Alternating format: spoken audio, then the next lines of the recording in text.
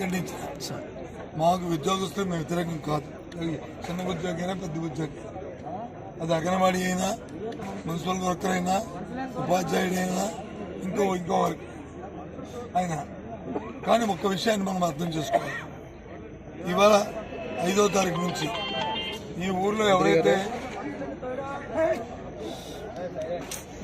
ఎవరైతే ప్రభుత్వ కార్యక్రమం గర్భిణీ స్త్రీలు ఉన్నారో, ఎవరైతే బాధితులు ఉన్నారో వాళ్ళందరికీ కూడా వైఎస్ఆర్ కిట్ ఇచ్చి వాళ్ళ తాలూకా మనుగడికి ఇచ్చే కార్యక్రమం ప్రభుత్వం చేస్తుంది. మరి ఆ కిట్లు ఎవరిస్తారు? మరి వాళ్ళ తాలూకా ఆరోగ్యాన్ని, వాళ్ళ తాలూకా మరి సంక్షేమాన్ని ఎవరు చూస్తారు? వాళ్ళు చూడాలి. మరి ఆ కార్యక్రమం ఎవరు చూసి చెప్పండి. ప్రభుత్వం బాధ్యత. అంతేగాని వ్యతిరేకం కాదు. వాళ్ళు 11 సమస్యలు మాకు ఇచ్చేసి మా ముందు పెట్టారు.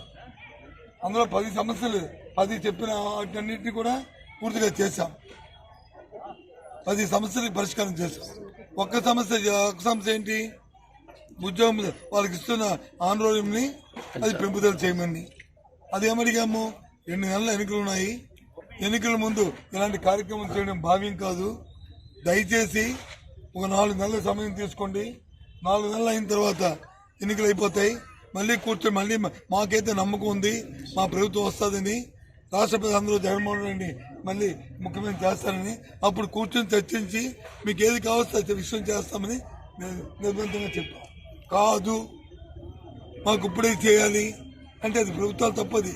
ప్రభుత్వాలు ఎప్పుడు కూడా 5 సంవత్సరాలకు ఒకసారి ప్రభుత్వాలు ఏ ఉద్యోగులకైనా ఒకసారి జీతాలు పెంపుతారా, వారి తాలూకా మంచి చెట్లు చూస్తారు. కానీ ప్రతి 2 సంవత్సరాలకి ప్రతి 3 సంవత్సరాలు చూడాలంటే అది ధర్మం కాదు. అయితే ఇస్తున్నది సరిపోదు. 5,000 రూపాయలకి సరిపోదు, 50,000 సరిపోదు, 5 లక్షలు సరిపోదు, ఏది సరిపోదు. అది మానవుడి తాలూకా ఆలోచన సరళ బట్టి మన దృక్పథం బట్టి ఉంటుంది. కాబట్టి దయచేసి అర్థం చేసుకోవాలనుకోను. మీకు ఇస్తున్న జీతం వచ్చా సరిపోతాయని కాదు, సరిపోయాయని మేము అనట్లేదు. అయినప్పటికీ కూడా మీరు దయచేసి అర్థం చేసుకుని మరి ప్రభుత్వానికి సహకరించాలని కోరాం.